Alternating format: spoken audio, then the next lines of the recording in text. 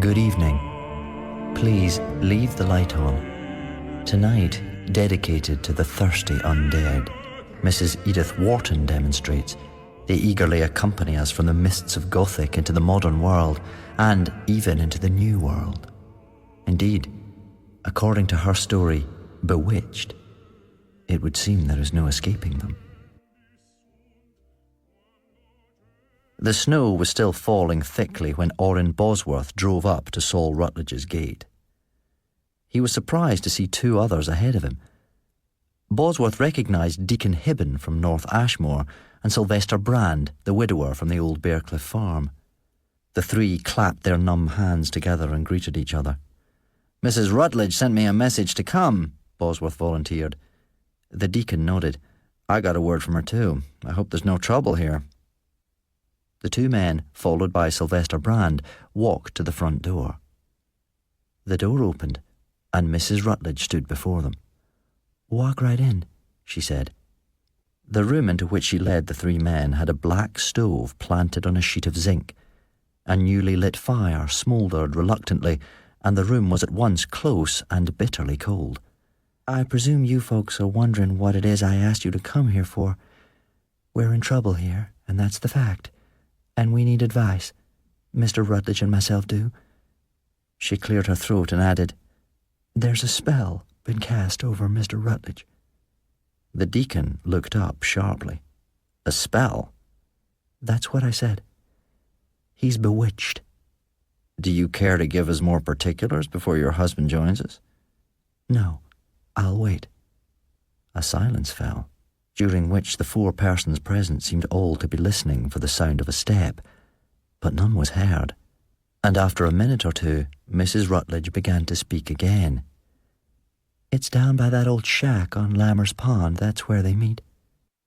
Bosworth, whose eyes were on Sylvester Brand's face, fancied he saw a sort of inner flush darken the farmer's heavy leathern skin.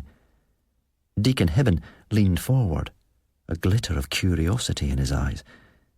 "They who, Mrs. Rutledge?" "My husband, Saul Rutledge, and her." Sylvester Brand again stirred in his seat. "Who do you mean by her?" he asked abruptly. Mrs. Rutledge revolved her head on her long neck and looked at him. "Your daughter, Sylvester Brand." My daughter? What the hell are you talking about?" "Your daughter, Ora, Mr. Brand." Brand gave a laugh. "My dead daughter." "That's what Mr. Rutledge says. If you wait a minute, he'll tell you with his own words. That's what I've got you here for, to see for yourselves what's come over him. Then you'll talk different." The deacon raised a lean hand of interrogation.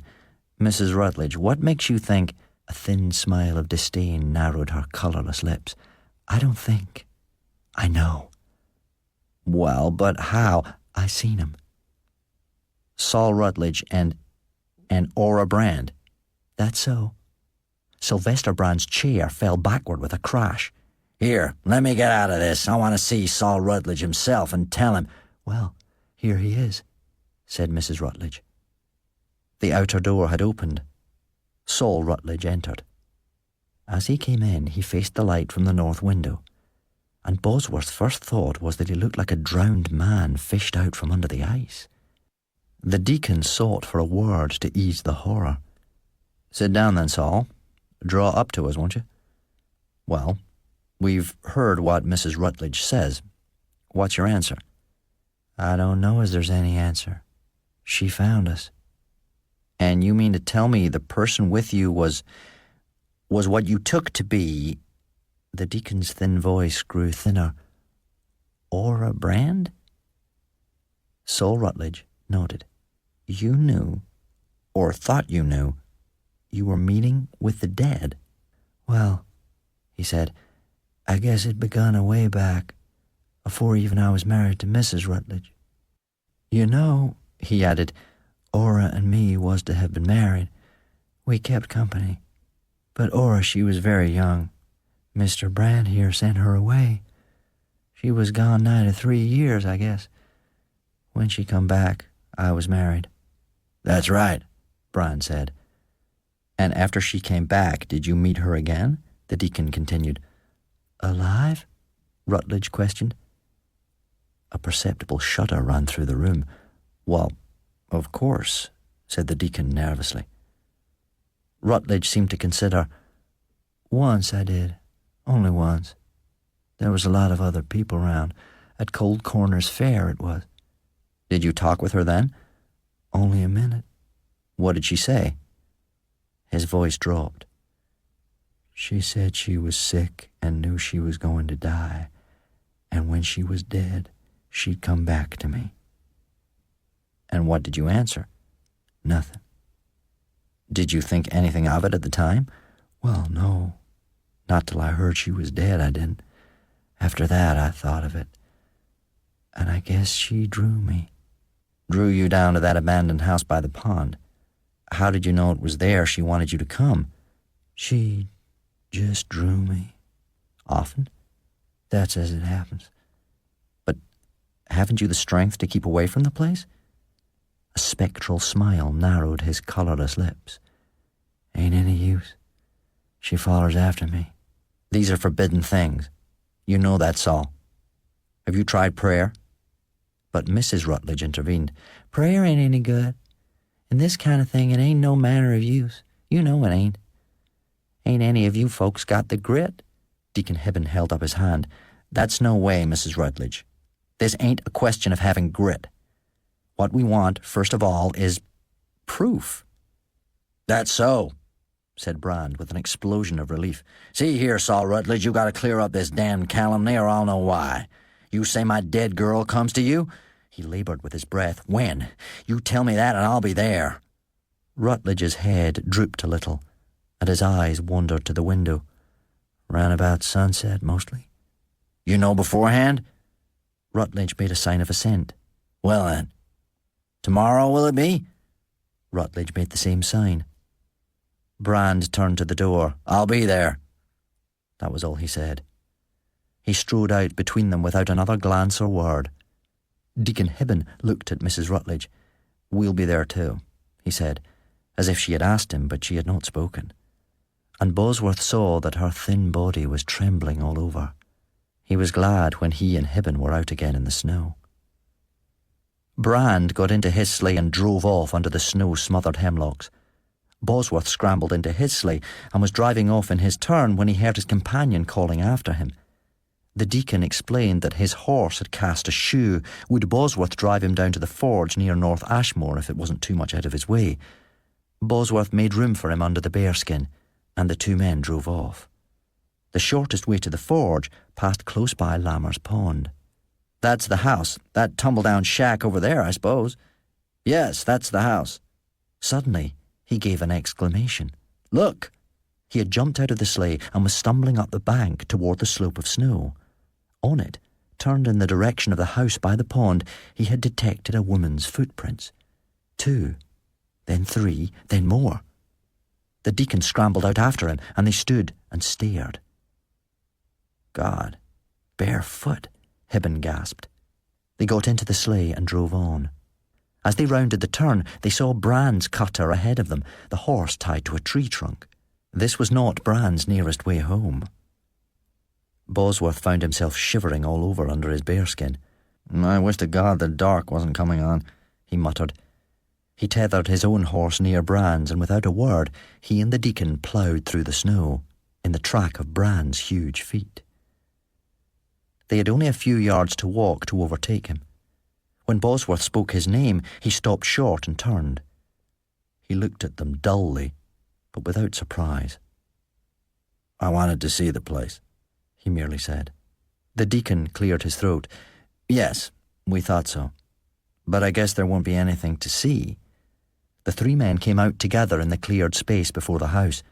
Brand stopped with a jerk and pointed to the same light footprints turned toward the house.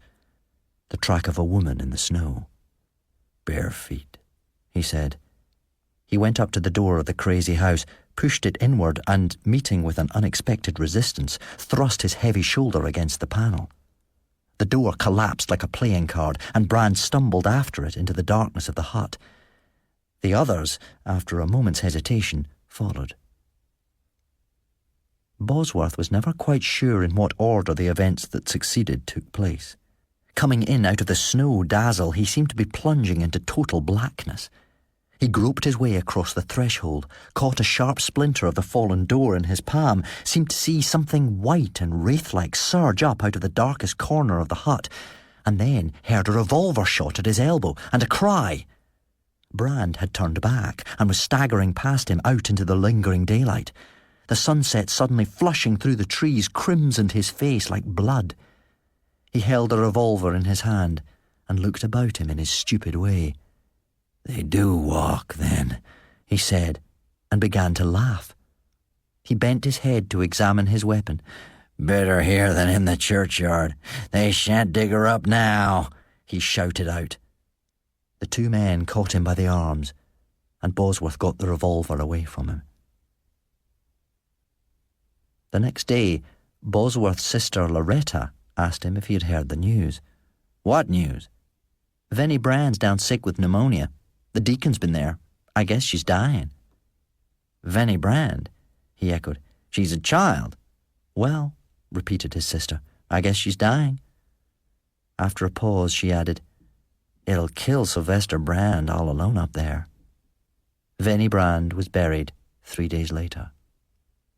The service was over. The coffin of Venny Brand had been lowered into her sister's grave, and the neighbours were slowly dispersing. Bosworth felt obliged to say a word to the stricken father. He waited till Brand had turned from the grave with the deacon at his side. Brand's face was the closed door of a vault, barred with wrinkles like bands of iron. Loretta Bosworth was talking with the other women while the men unblanketed their horses. As Bosworth waited for her, a few feet off he saw Mrs. Rutledge's tall bonnet lording it above the group. "Saul ain't here today, Mrs. Rutledge, is he?" one of the village elders piped. Bosworth heard her measure out her answer in slow, incisive words.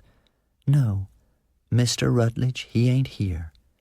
He would have come for certain, but his Aunt Minorca Cummins is being buried down to Stotesbury this very day, and he had to go down there. Don't it sometimes seem's if we was all walking right in the shadow of death?" The deacon went up to her.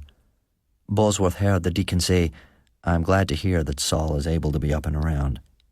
She turned her small head on her rigid neck and lifted the lids of marble. "Yes, I guess he'll sleep quieter now. And her too, maybe, now she don't lay there alone any longer," she added in a low voice, with a sudden twist of her chin towards the fresh black stain in the graveyard snow. She got into the cutter and said in a clear tone to Andy Pond, "So long as we're down here, I don't know but what I'll just call round and get a box of soap at Hiram Pringle's." Tomorrow night, if you're free, I'd like to introduce you to someone with a singular obsession. An obsession with a bat, in point of fact. Until then, sleep well, if you can.